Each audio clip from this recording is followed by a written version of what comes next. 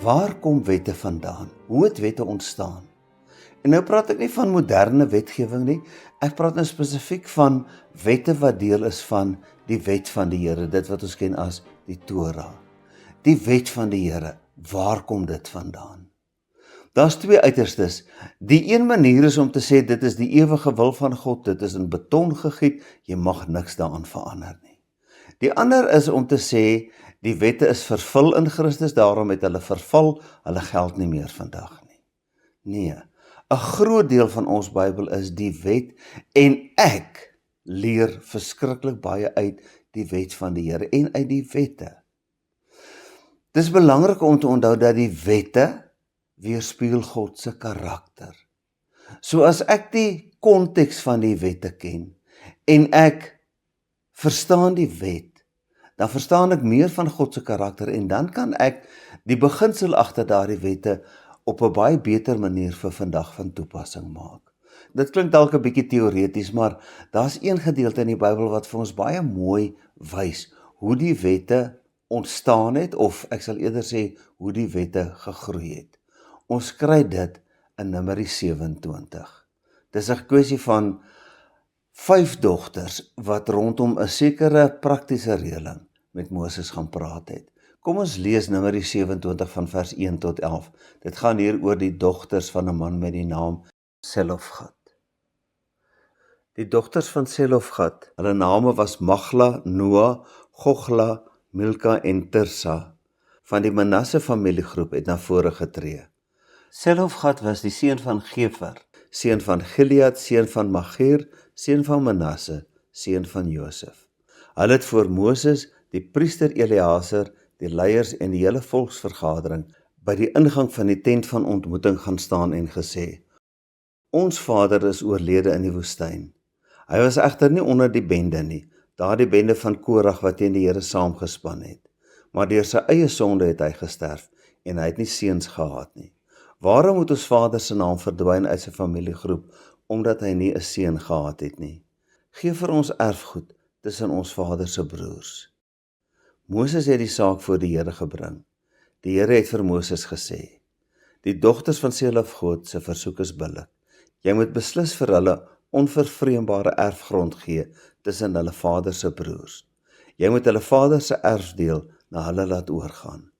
Met die Israeliete moet jy praat en sê: As iemand sterf en hy het nie 'n seun nie, moet jy sy erfdeel na sy dogter laat oorgaan.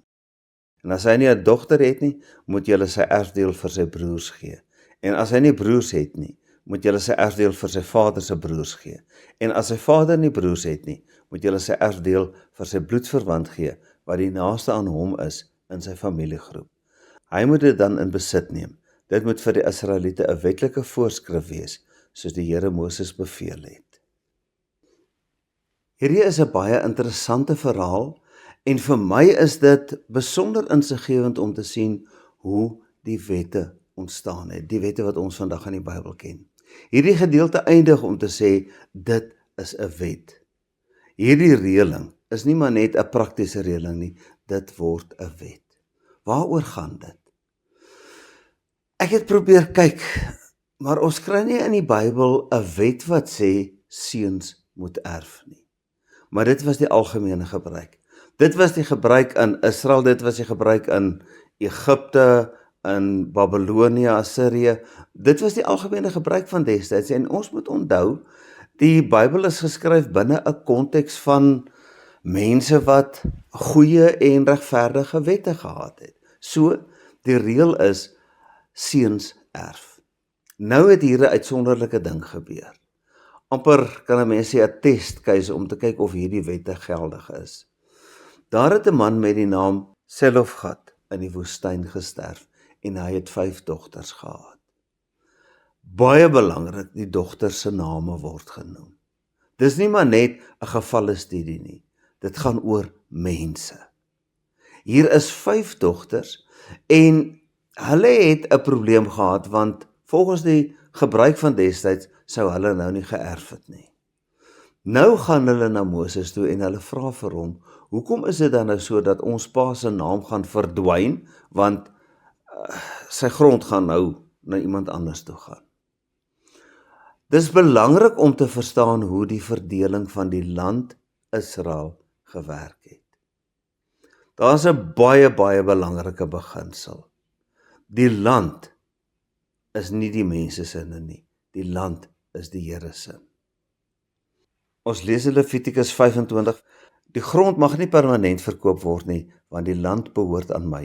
Julle is slegs vreemdelinge en bywoners by my. Die land Israel, die land Kanaan, die Here het dit vir die volk gegee. Maar hulle moes onthou, dit is die Here se grond. Die Here is die koning, die Here is die pa, die eienaar van die hele groep grond, en hy verdeel dit tussen sy kinders, die 12 stamme van Israel. En in die 12 stamme word dit dan opgedeel tussen families. Maar niemand mag sê dit is my grond nie, want dit is die Here se grond. Daarom is die reëling dat die grond in die familie se naam gebly het. Elke familie het 'n stuk grond en daardie grond bly in die familie. Nou gebeur die volgende. Selofhad gaan dood en sy dogters mag nie erf nie. So wat gebeur met daai grond? Daardie grond gaan nou na iemand anders toe. Nou sê hulle dis nie reg nie, want ons pa was 'n gewone mens. Ons pa, hulle sê dit baie interessant, hulle probeer nie sê hy was sondeloos nie, maar hy was ook nie van hierdie sondaars wat in opstand gekom het teen God, afgode gedien het en al sulke dinge nie. Nee, kyk hoe mooi stel hulle dit. Hy was nie onder die bende nie, daardie bende van Korag wat teen die Here saamgespan het, maar deur sy eie sonde het hy gesterf. Dis 'n uitdrukking wat ek moet onthou. Deur sy eie sonde het hy gesterf. Met ander woorde, hy was 'n normale mens wat ook sonde gedoen het. Maar hy was nie deel van 'n opstand teen God nie. So, hulle kom nie en sê ons pa het nooit sonde gedoen nie, maar hy het deur sy eie sonde gesterf. Hy was 'n gewone sondaar. Maar die probleem is nou dat omdat hy nie kinders gehad het nie, gaan sy naam verdwyn. Niemand gaan van hom onthou nie, want sy grond gaan nou na ander mense toe. Hulle kom na Moses en die priester Eleazar en die leiers in die hele volksvergadering toe en hulle kom stel hulle saak. Hulle saak wat spruit uit 'n algemene reëling van destyds. 'n Mens kan sê 'n wet, maar dis nie 'n geskrewe wet nie. Wat doen Moses? Die belangrike is, Moses sê nie kom ons debatteer daaroor nie, hy vat die saak na die Here toe. Julle sien baie van die wette wat ons in die Bybel kry ons in ander boeke van daardie tyd, in ander kulture van daardie tyd. Die wette van die Bybel is nie noodwendig uniek nie, maar wat hulle uniek maak is, hulle word gespieël in die karakter van God. Hier is 'n reëling, seuns erf. Moses vat dit na God toe. En wat sê God? God sê, hierdie dogter se versoek is billik. As 'n mens na die hele saak kyk, God se geregtigheid sê, hulle het 'n punt beet, ons moet die wet so aanpas, dat dit voorsiening maak vir hulle. En wat dan gebeur is, in die res van hierdie gedeelte wat ons gelees het, kom die Here dan met detail. As 'n man dan nie seuns het nie, moet dit na sy dogters toe gaan. As hy nie seuns of dogters het nie, moet dit na sy broers toe. So gaan die hele storie in detail uitgespel, sodat iemand wat 'n normale mens is, 'n goeie mens, 'n gewone sondaar mens, wat dan sterf, dat sy naam nie heeltemal saam met hom uitsterf nie. Dat daar iets van sy nagedagtenis agterbly. Nou bring dit ons by 'n volgende probleem, wat nou nie in hierdie gedeelte aangespreek word nie, maar nou raak hierdie dogters of een van hulle verlief op iemand uit 'n ander stam. Julle moet onthou, die land is ingedeel volgens die 12 stamme. Elke stam het sy grondgebied gekry en in elke stamgebied is dit opgedeel tussen families. Nou trou, kom ons sê, 'n meisie uit die Manasse stam met iemand uit die stam van Benjamin. En nou word 'n deel van die Manasse grond word nou deel van Benjamin grond. As gevolg van die reëling van destyds het dit verdere probleme geskep. En daarom, dis nogal baie keer so dat as jy voorsiening maak vir 'n uitsondering, dan kom daar nuwe probleme.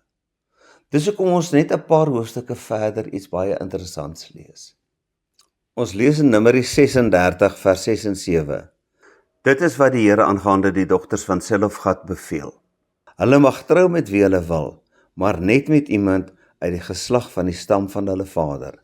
So sal geen erfdeel van die Israeliete van een stam na 'n ander oorgaan nie. Julle verstaan, daar is nou voorsiening gemaak vir die uitsondering van 'n man wat sonder seun sterf, so die vrouens mag erf. Maar nou om te keer dat die grond nou nie na 'n ander stam toe gaan nie, word daar dan nou 'n bepaling, 'n reël, 'n wet bygevoeg wat sê, hulle kan trou met wie hulle wil, maar dit moet uit hulle stam wees. Die beginsel daagter kry ons net 'n paar verse verder. Geen erfdeel mag van een stam na 'n ander oorgaan nie.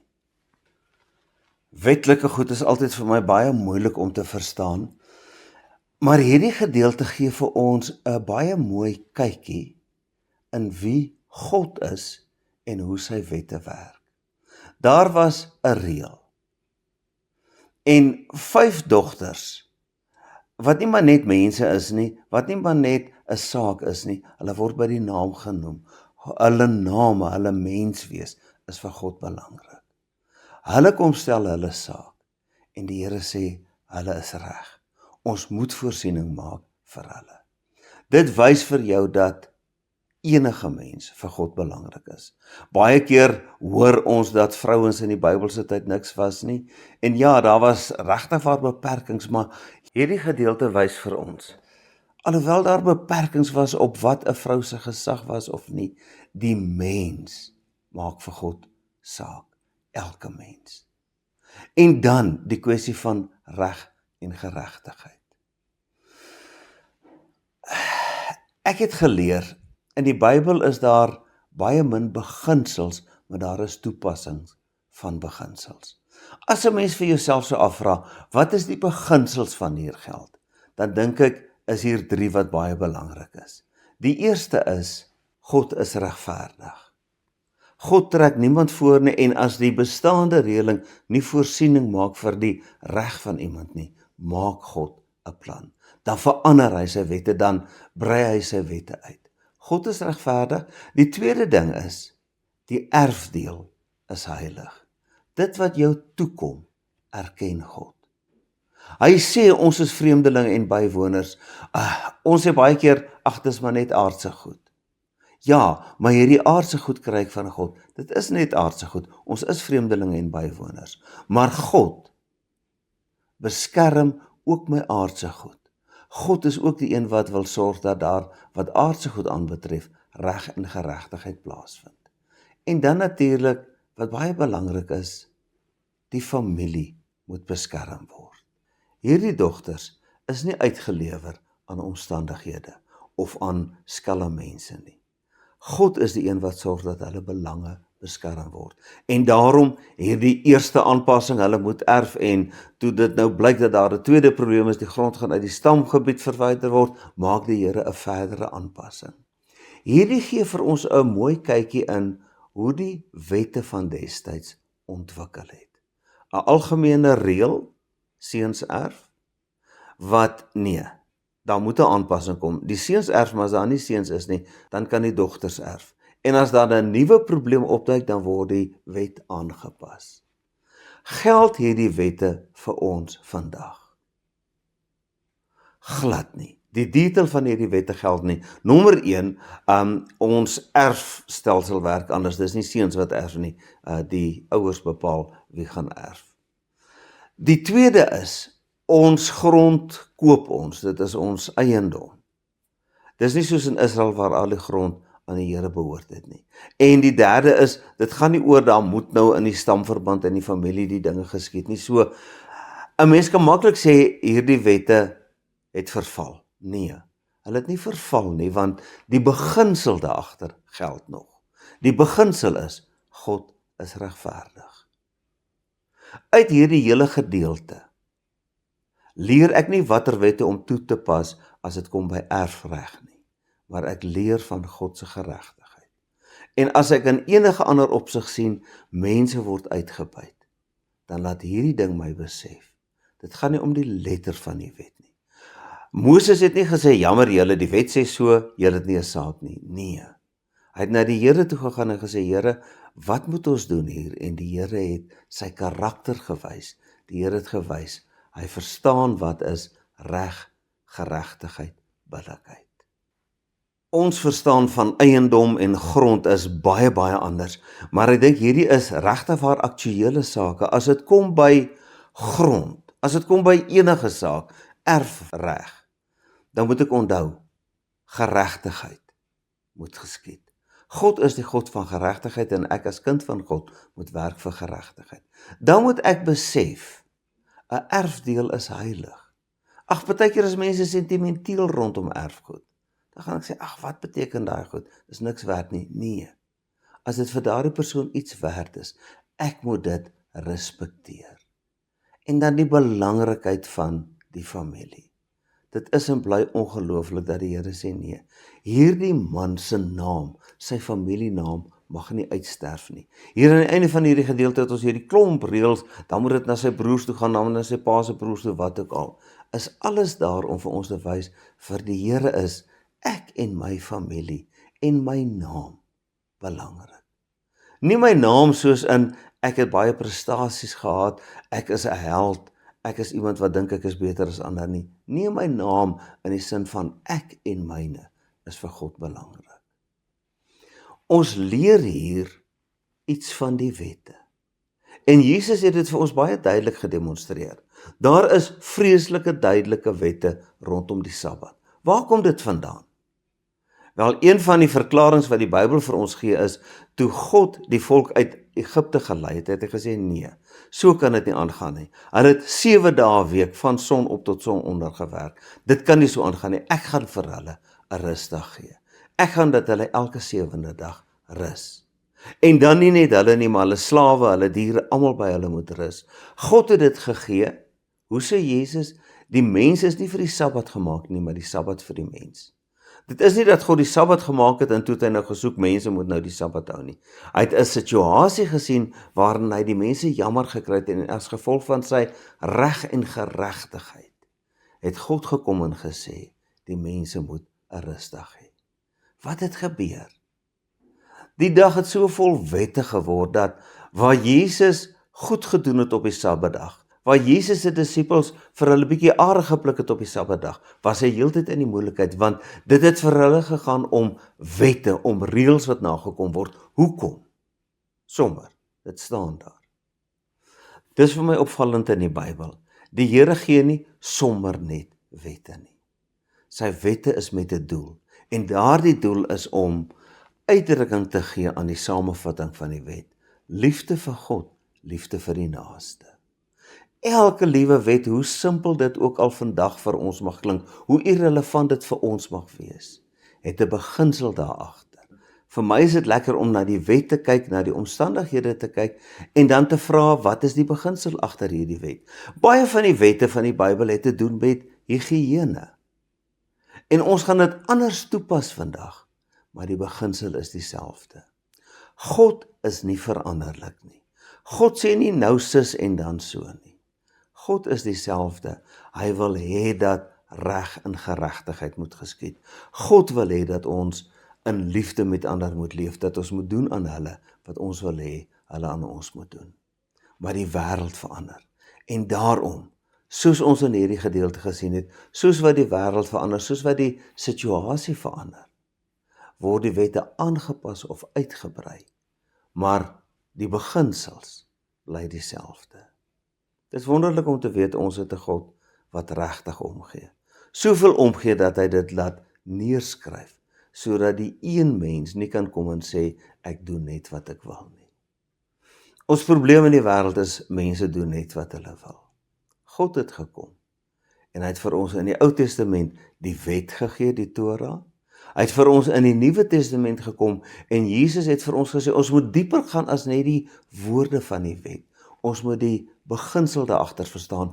Ons moet nie net die wet in ons koppe hê nie, ons moet die wet in ons harte hê. Dit moet vir ons 'n voorreg wees, soos wat Psalm 119 sê. Dit moet vir ons 'n lekkerte wees om die wet uit te leef. En dan, ja, Moses het na die Here toe gegaan om te sê, Here, wat doen ons nou? Ons het die Heilige Gees. En in elke situasie, ook waar ek kom en sê, die wet sê so, moet ek vra, o Heilige Gees lei vir my. Hoe kan ek hierdie wet so toepas, laat nie een wen en die ander verloor nie, maar dat U wil, U sin van reg en geregtigheid geskied, want dit beteken almal wen. Hierdie gedeelte in Numeri is 'n maklike storie om te onthou. Maar ek dink elke keer as ons te doen kry met 'n moeilike situasie, moet ek dink aan hierdie storie en wat het gebeur, wat het die Here gereël. As ek lees in die Ou Testament en as wette wat ek nie verstaan nie, dan moet ek aan hierdie storie dink. Wat was die omstandighede in die woestyn? Wat is my omstandighede? En hoe kan ek uitdrukking gee aan God se karakter? Ons moet onthou, die mens is gemaak na die beeld van God. Die beeld van God het baie skade gelei. Hy is flenters as gevolg van die sondeval. Maar God maak ons nuut, sodat ons weer beeld van God kan wees en uitdrukking kan gee aan God se karakter van liefde, genade en geregtigheid. Amen. Here, om wette te lees en om wette sinvol toe te pas, is baie keer 'n probleem. Dankie dat U nie vir ons los en sê, vergeet die wette nie. Maar Here, dankie dat U vir ons U Gees gee om ons te help om hierdie wette, hierdie gebooie van U vir vandag te interpreteer. Dankie Here Jesus dat U vir ons gewys het. Ons moet nie dinge doen net omdat die wet dit vra nie. Maar Here, ek moet met my hele hart en siel wees in dit wat ek glo wat reg is en dit doen. Help my om dit te doen, Here, en help my om my deel by te dra om van die wêreld 'n beter plek te maak. Amen.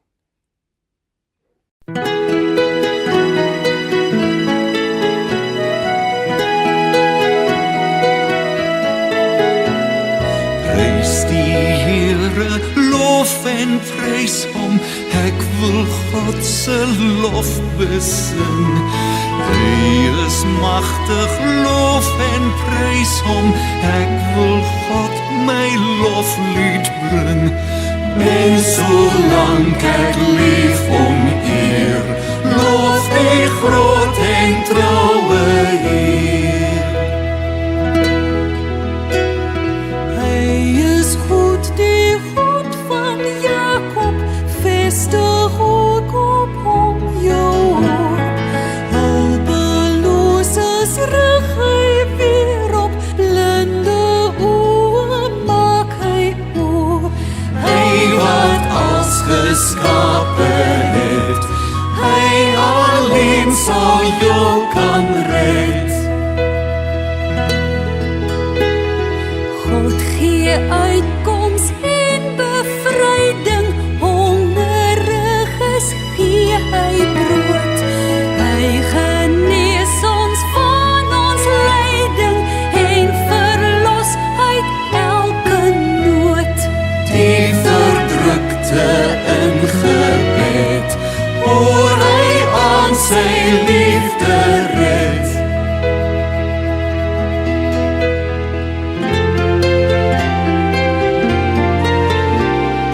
Hy sal altyd trou ons Heer bly, deur hom sal daar redding kom.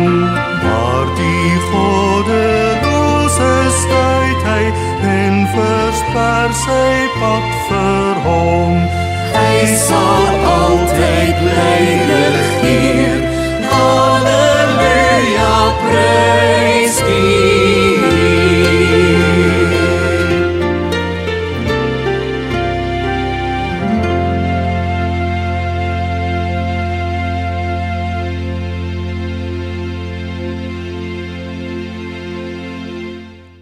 Die genade van ons Here Jesus Christus, die liefde van God die Vader en die gemeenskap met die Heilige Gees is en bly by elkeen van ons.